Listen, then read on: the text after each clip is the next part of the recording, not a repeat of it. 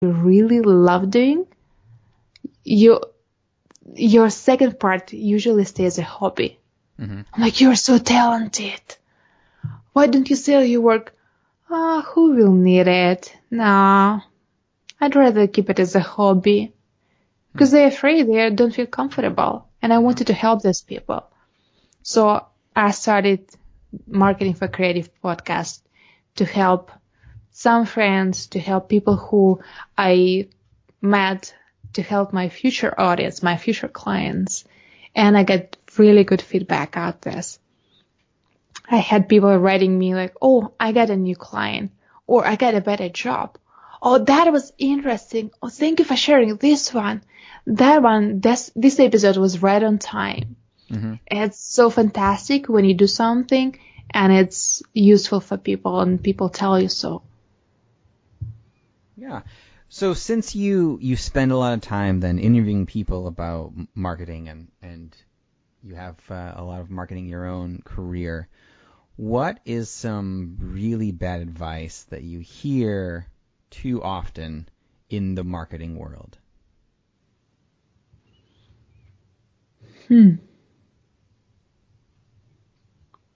Bad advice.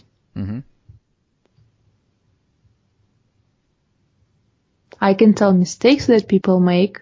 Sure. Well, let's go with that. What are mistakes that people make? Well, one of the things which people do wrong, they try to sell everything to everyone.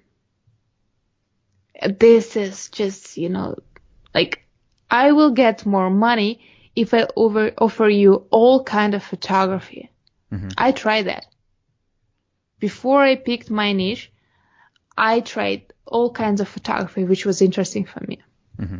Weddings, food photography, events, and even if I can shoot this, but I don't really like shooting that. Mm-hmm. So, and every time when someone reaches you, oh, how much is going to be for the wedding? How much is going to be for the event? And I was like, how should I price? What service should I give? Should I give them the number by the hour? What product I'm going to deliver to them? How? What? When? It's so difficult. And every time something new. And should I price them the same or not? And that was a so big headache. Till I just pick 2 of these directions. Mm-hmm. And now it's so easy. And sometimes people reach me out, oh, can you shoot a wedding? I'm like, sorry, this is not my thing. If you have a small wedding and basically it turns out like a love story photo shoot, yeah, sure, mm-hmm. I'll do it. But the big one, please no. That's not my work. That's not my market. I'm okay to let people go. Sure. Another thing that people are struggling with, when you try to build a business, cover your back with something, like with money-wise. Mm-hmm. Because when you're in need of money, you will get to every gig you can get. And you will bargain and low down your prices and undervalue your work. And it's never good. Mm-hmm. With the work that you've done and the people that you're chatting with, I'm sure the idea of overcoming fear comes up often. How do you, in your own work, overcome fear? That's interesting. I recently had a speech on the international conference about the fears which stop people from success. Mm-hmm. A lot of times we're afraid of doing new things. And I was a perfectionist. And perfection is one of the signs that you have a fear too. You have a fear of rejection. Now I just do things. But that time I thought to myself, you either do or you quit. Because have a fear for many years and have doubts. Oh, what if I will start photography? What if I will start this podcast? What if nobody will listen to this? What if it will be a lot of work? Maybe I should go travel? Oh, what if something there? or I'm afraid what if I will miss my flight, where I will live, how I will eat there, whatever. You have so many things in your mind. Mm-hmm. Just go, try, and see. There is nothing better than taking an action. And when I traveled, my mom always told me and my dad that, remember, you always can come back. And this is kind of backup plan. Yeah. And you know when someone is nearby you. My parents are always supporting me. And it's sometimes when you start new things and you're so afraid and you need to start doing. There was an interesting experiment. Chinese American entrepreneur Jia Jiang, he lost his job, or he quit his job, and he founded a startup. He dreamed about this startup, and he quit his job a few days before his kid was born. But the startup was rejected by the investors.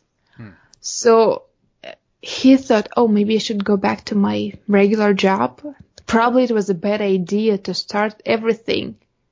And then he calmed down and he thought about this again. And he found out that he has a fear of rejection. Someone rejected his project. To overcome this fear, he found again the rejection therapy. And he went to, he in purpose tried to find the way how people can reject him for 100 days. And he filled himself. He has his videos on YouTube. So he tried to invite women on the date. He tried to plant the flower in someone's yard. Can you imagine I will come to you and like, oh, knock, knock, knock. Can I plant a flower in your yard? And you never saw me before. And you're like, no. And he found several things how you can overcome this fear of rejection. One is doing it over and over again. Or ask over and over again. And you either get it, or, well, if you hear so many no's, you'll get used to that. So it will be normal for you. Right. But often people turn their no to yes just because they see how consistent you are, that you really want to do things. And another thing that you can ask people, why? If I come to you, can I plant a flower in your yard? You'll say no. And I will ask why. In his example, the guy said, because my dog digs out everything from the backyard. But if you go to Connie across the street, she loves flowers. He just gave him direction where he can plant his flower. That is so interesting. Yeah. Yeah. And the third one, he said that sometimes you can just, you put yourself in another person's shoes and think about what he or she think and feel, and you talk about it.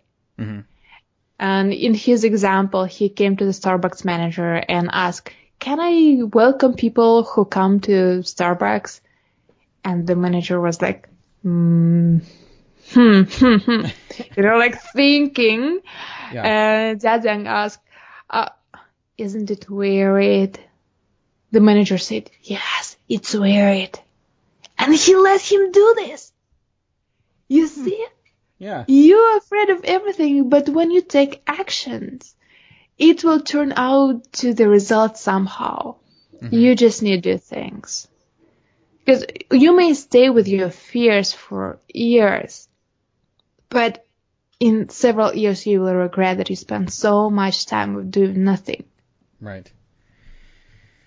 Yeah, that's great. So it's also a very interesting story just about how maybe what we're really afraid of is like the worst case scenario, when in real life, like he said with the flowers, like worst case scenario, someone's going to say not in my yard because of my dog, but go across the street. And, different doors were opened up that way. So that's fascinating. Exactly. Also in your work, when you chat with other creatives or advise other creatives, or even in your own business, when you're starting off and people reach out to you for advice, how do you instruct them on how they should build credibility when they're just starting out and they don't have a name for themselves? When you just start out and you try to build your name, your credibility, what people are looking for, your portfolio, what clients you work with, and how else you can prove that your work is good. This is like a very basic things which you can do. Because credibility can be anything, can be publications in the media, can be social media, like a lot of followers, can be anything. But your base, because you start your business, your clients, this is your foundation. So think about how you can, like, first, who is that ideal client who you want to work with?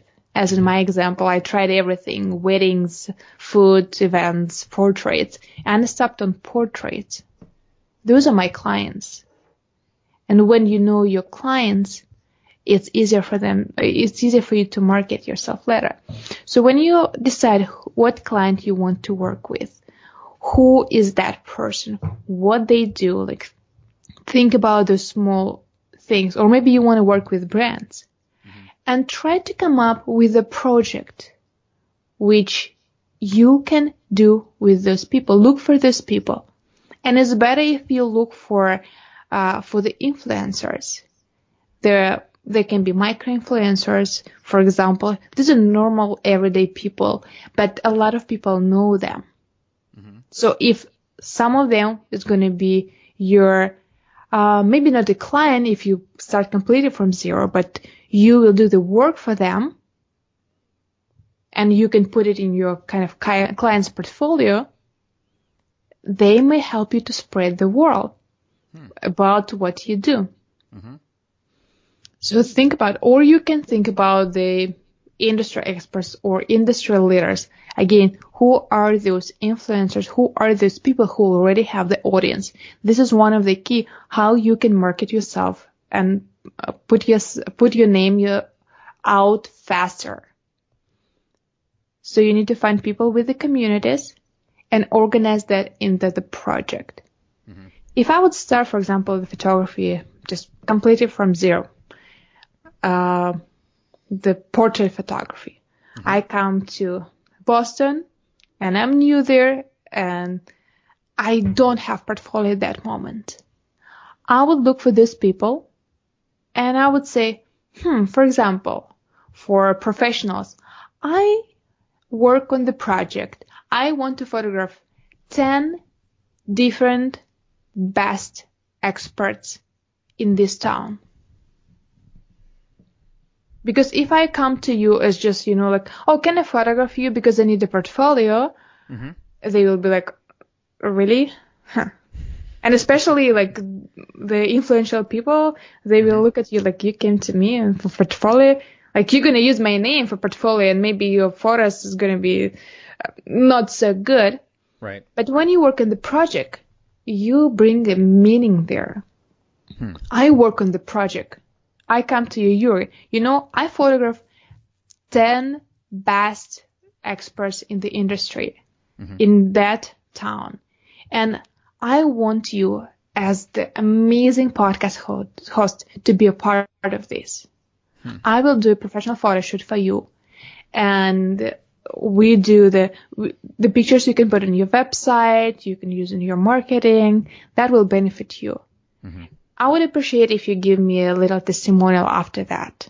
If no, I'm completely fine. It will be just honor for me to photograph you because I really admire your work. I love your podcast and I want you to be a part of this project. This is a completely different way to approach people.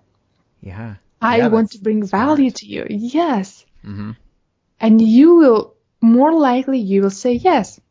And even if I'm going to photograph you for free, which more likely, because when you come to the influencer and when you start, more likely you'll do the project for free, right? And you come to those 10 people. Some of them will tell you no. But remember the story which I just shared with you about the rejection. Try again and again and again. Once you find those 10 people is more than enough for your portfolio. and you have 10 people,